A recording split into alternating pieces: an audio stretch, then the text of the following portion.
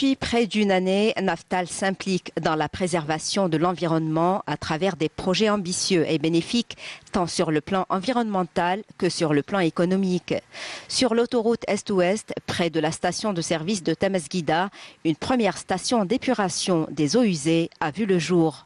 Une station où le traitement des eaux se fait par voie biologique, une technologie qui utilise des bactéries et d'autres micro-organismes pour le nettoyage des eaux polluées.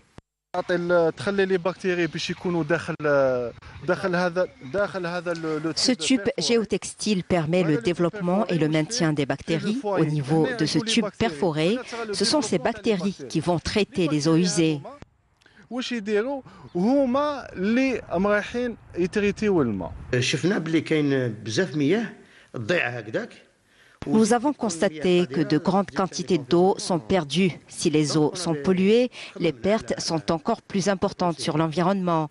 C'est pourquoi nous avons pensé à mettre en place un dispositif de traitement des eaux afin de les utiliser au niveau de la station, surtout qu'on est souvent appelé à payer de lourdes factures d'eau.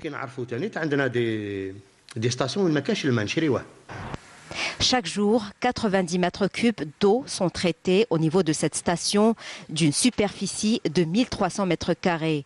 Même si elle n'est pas potable, cette eau recyclée sert à de nombreux usages.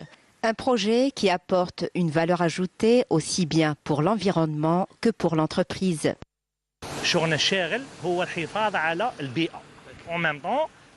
Outre son rôle dans la préservation des eaux, cette station nous permet un gain d'argent important, car désormais nous n'utilisons que les eaux traitées et donc nous n'aurons plus à payer les lourdes factures d'eau.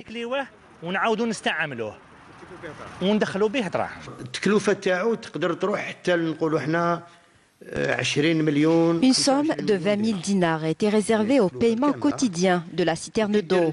La création de cette station d'un coût global de 20 millions de dinars nous permettra de réduire ces factures quotidiennes d'eau et nous comptons rentabiliser ces dépenses en seulement 2 années.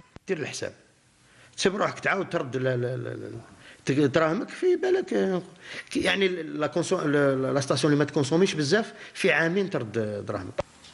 Après la création des unités d'épuration des eaux usées, Naftal prévoit la réalisation d'autres projets prometteurs. Le plus important concerne l'alimentation des stations de service en énergie solaire.